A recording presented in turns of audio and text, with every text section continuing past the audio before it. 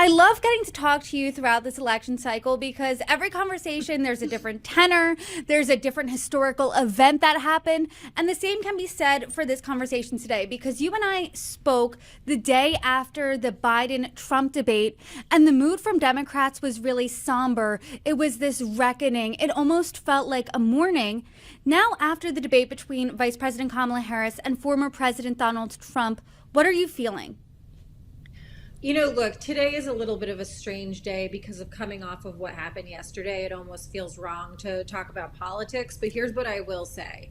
She 100% won the debate. He failed at his number one mission on that stage, which was to show the world that she is failed and incompetent and dangerously liberal, which is the whole slogan, right? That's his entire mantra about her. She got up on that stage, and that's not what the country saw. And so he failed on that debate stage. The big question is, what are the effects of that going to be going into November? And this was something I touched on a column on I wrote last week in the Daily Beast, which was Hillary Clinton too wiped the floor with Donald Trump in the first general election debate by all measurable standards. And we all know how that ended. And so I think right now there is jubilation from a lot of the talking heads. I am taking the attitude that we can be cautiously optimistic, but always run like we're 10 points behind. Yeah, you in your piece told Democrats to put the champagne away. Explain that thinking. So again, Hillary Clinton, and you and I were just chatting before we started, 2016, I tell this anecdote in the piece I wrote last week that I was at Javits the night that Hillary Clinton famously lost. And, everything about that night, they had picked Javits because of the glass ceiling, the gorgeous glass ceiling of that convention center, the symbolism of the first woman to become president of the United States shattering through that glass ceiling. And then my former boss and I pulled up. He was part of the pre-program to speak to introduce Secretary Clinton on what we thought was going to be this historic occasion. And as we pull up, we see the New York Times predictor needle swing from Hillary Clinton to Donald Trump. And we had this moment. I think a lot of people had this moment, like, I can't believe this is happening. And I called someone inside the campaign and said, what do we do? Because he had prepared remarks, framing this historic moment where the first woman was going to become president of the United States. And the campaign said to us, pretend like it isn't happening, give the speech he's prepared to give, we'll see how it goes.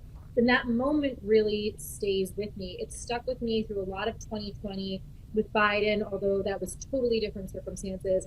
It certainly is sticking with me now. And one of the things I think Democrats, strategists, talking heads, voters in general should understand is the Electoral College naturally favors Republicans. The makeup of the Electoral College favors Republicans. And when you look at 2016, Hillary Clinton won the general popular vote by 2.2 points, but she lost by a point and a half in the swing states. Joe Biden won the popular vote by 4.5 points. He only won the Electoral College, the swing states, by 1.5 points. So what you really see is a 3-point deficit that Democrats have had consistently in the last several elections. And so when you see polls and you see Kamala Harris up between 2 and 4, 2 and 5 points, I don't sleep well. And that's sort of what everyone needs to internalize as we're going through the next 50 days. So even after that last debate, you're still not sleeping well because all polls indicate how tight of a race this is. So when you're looking back at 2016, what do you think Democrats need to do now in the less than 60 days to the election to ensure that that doesn't happen again and they get the results that they want? Well, it's funny because I feel like you and I have been having a version of this conversation for the last several months. Pennsylvania, Pennsylvania, Pennsylvania. And that is the one state, when you look at that electoral college map, that is so key to victory. And one of the things that after 2016, a lot of operatives looked back and said that Hillary didn't spend the right amount of time and the right amount of money in the right places in order to clearly win. And at the end of the day, this is about winning and losing. So great. Go spend money in places like Florida and Texas. It's wonderful that some people are saying that those are swing states. They're not swing states. At the end of the day, they're going to end up in Trump's column. Focus on where we need to win. Michigan, Wisconsin, Pennsylvania, Pennsylvania, Pennsylvania, Pennsylvania. And, looking back, if God forbid we lose, I think there's going to be a lot of Monday morning quarterbacking saying if only she had picked Shapiro. And so I think that we need to understand that vulnerability right now, should camp out there. She should send every popular surrogate that she's got there. Biden's very popular in that state. Use him where you can and just focus on making sure that we've got that map locked on election day. So let's say you're a voter in Michigan, Pennsylvania, or Wisconsin, and let's say you're a disenfranchised Republican or an undecided voter. Do you think Kamala Harris's performance at all changed their hearts and minds to vote for her in November? I think that what she did was she cleared the bar in appearing presidential. She was substantive. She demonstrated a range and depth on major geopolitical and policy issues. She was polished. She was poised. She looked the part. And so to the extent that people are still feeling any hesitation about voting for her, I think that debate gave them some comfort, that they would feel good voting for her. But those critical undecided voters in those 7 states still aren't sold yet, or at least not in big enough numbers. And so I think that the next 50 days is really going to be about talking to pocketbook issues, inflation. We got some good numbers on that last week. How are we going to handle border security? How are we going to make sure that families in this country can thrive? There's more economic opportunity, et cetera. And sort of let Donald Trump continue to implode. I mean, he's the gift that keeps on giving.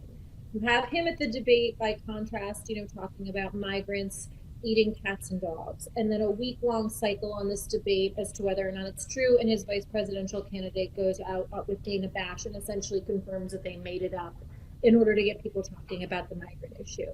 Saturday, he puts out this, tweet, "I hate Taylor Swift." It just makes him look completely unhinged and sort of like the boy who has a crush on the girl that, isn't paying him any attention, and so he's lashing out. And so, I think that, not to be crass about it, but this assassination attempt yesterday does allow his campaign a moment pause, reboot. I think that you're going to see the Harris folks, take their foot off the gas in terms of attacking him out of respect for the situation. It would look bad.